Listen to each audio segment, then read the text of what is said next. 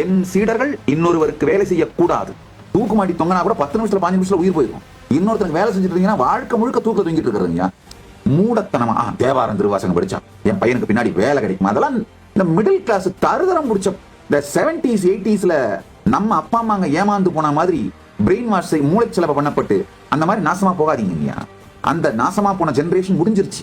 வேலைக்கு போறதே தருதரம். வேலைக்கு போகணும்னு நினைக்கிறதே மிகப்பெரிய மோசமான லூசுத்தனமான தருதரம் பிடிச்ச புத்திங்க. நம்முடைய வாழ்க்கையை நாம் உருவாக்கிக்க முடியுங்க. நீங்கள் உங்கள் கனவுகளை நிறைவேற்றுங்கள், இல்லை என்றால் வேறு எவனாவது உங்களை வேலைக்கு எடுத்து அவன் கனவை நிறைவேற்றி கொண்டிருப்பான். என் சீடர்கள் இன்னொருவருக்கு வேலை செய்யக்கூடாது. என் பக்தர்களுக்கு இது நான் அளிக்கும் குருவாக்கு. உங்க வாழ்க்கையை நீங்க பில்ட் பண்ணிக்க முடியுங்க. இந்த காலத்துல போய் இன்னொருத்தருக்கு வேலை செஞ்சுட்டு இருக்கிறதெல்லாம் என்ன சீப்பான தேர்ட் ரேட்டான அவுடேட்டட் லைஃப் ஸ்டைலு.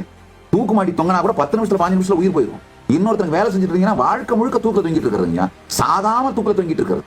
உங்கள் வாழ்க்கையை நீங்கள் கட்டமைத்துக் கொள்ளுகின்ற வாழ்க்கையை வாழுங்க. Be your own pass. எப்ப பார்த்தாலும் தேவாரம் திருவாசகம் படிச்சா திருப்புகள்லாம் படிச்சா வேலை கிடைக்குமா? வேலை கிடைக்காது. ஆயிரக்கணக்கான பேருக்கு வேலை கொடுக்குற ஒரு நாடை செஞ்சு வைப்ப. அதான்